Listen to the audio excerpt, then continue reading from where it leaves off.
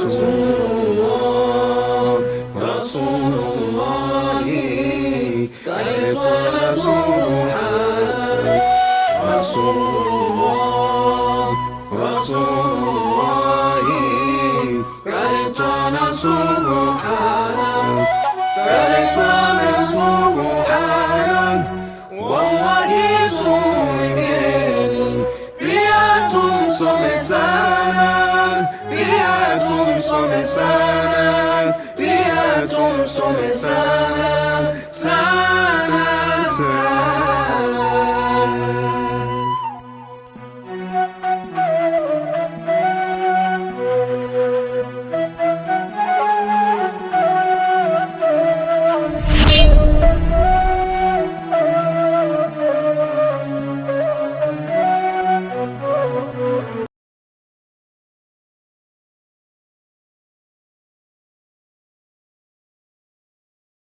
Kule posta walikuwa ni umekupeleka ukafanya, ulikuwa unaomba kule tukienda bwana, wale waliojaliwa nao wanawaletea na nyinyi mnapata chochote kitu, lakini sasa hakupi mmoja, watakupa huyu, watakupa huyu, watakupa hichi. Kwa siku unajikuta umenehemeshwa, ukirudi ukipiga mahesabu, haya umepata cha leo, umepata cha kesho, kesho kutwa umeungaunga, inafika wakati mpaka unafanya nini, ndio unafikia eneo kama hili.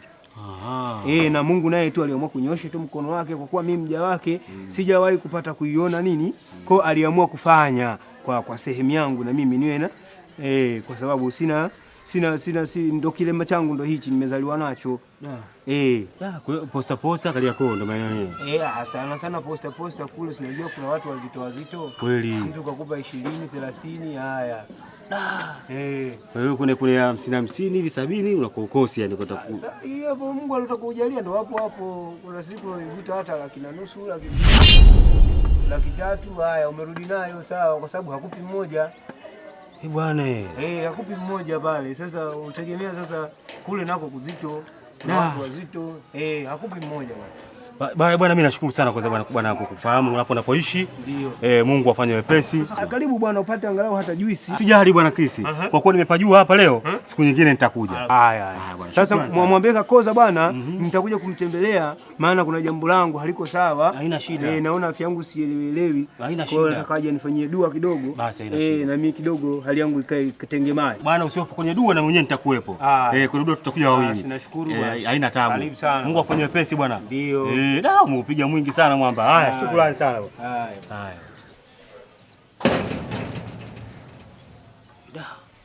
Bwana maana mimi muda wote siku zote mimi nakaa na madindi ndani yale. Bwana nenda kuanza fursa sasa hivi.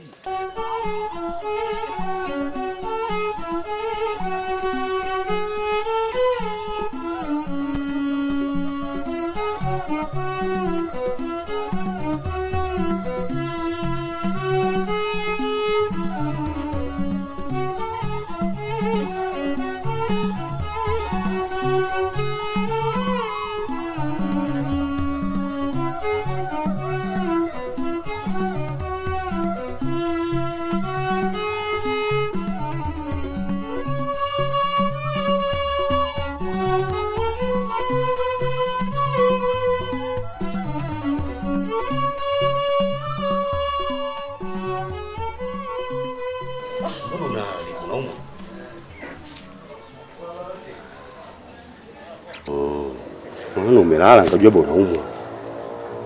Sasa mtu wangu mimi nimekuja na idea nzuri sana leo. Yaani usiku wa jana kwa mkia leo imekuwa kwangu ni siku ya nuru, kwa sababu imenitoa kwenye maisha mengine yananibadilisha kwenye maisha mengine. Uweza mimi mtu wangu, jana wakati nipo na rafiki yangu Kakoza, tulikutana na kijana mmoja hivi ambaye ni rafiki wa Kakoza. Na yeye ana matatizo ya macho kama wewe. Kupitia yule kijana nimepata idea nzuri ya maisha ambayo kuanzia sasa tunaenda kutoboa kwenye maisha tulokuwa nayo. Umepata kazi? Nimepata kazi. Na kazi hiyo masharti yake kubwa kabisa unatakiwa uyafanye wewe mtu wangu. Mume wangu, mimi na hali hii sioni nitafanya kazi gani? Yaani hiyo kazi ya omba. Ya kuomba? Ina hela sana unaambiwa. Na kazi yake sio kubwa, ni kukaa tu pale posta Kariakoo, wanakuja wazungu wala tunapata hela mtu wangu. Mume wangu, Umefikia hatua hiyo ya kunichoka?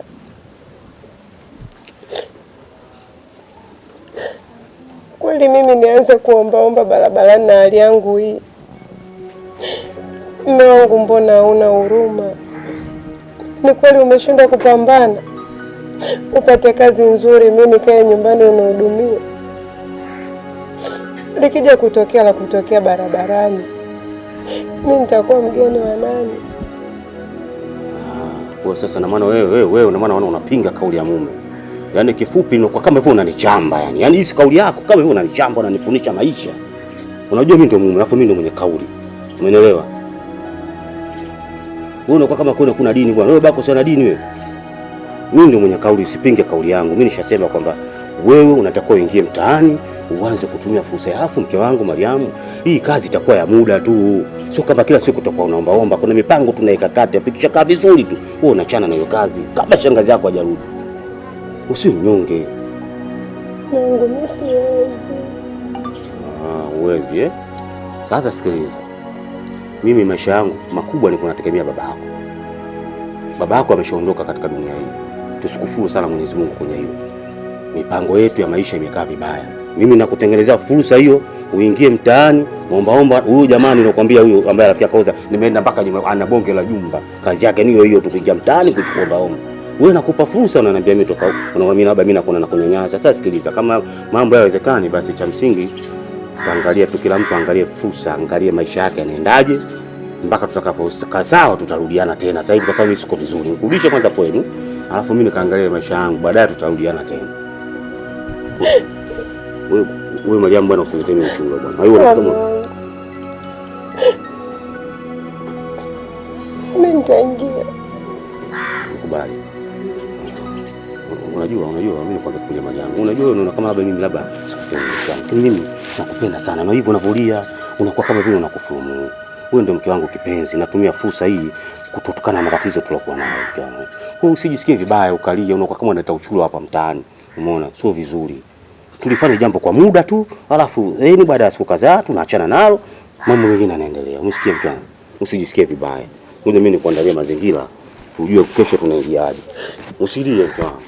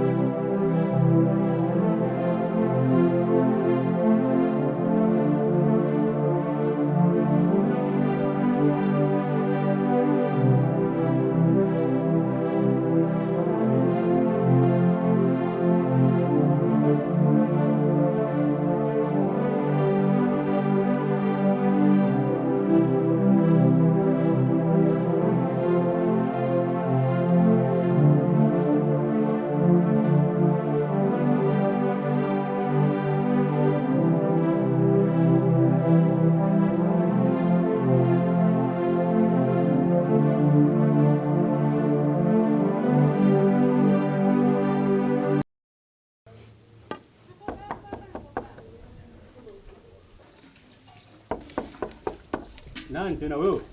Nangu. Nakuja.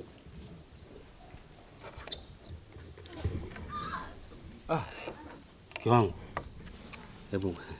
Pole. Pole sana. Una begi zito sana. Nini? Nimechoka mume wangu. Hebu tukague kwanza. Imekata kwa nani?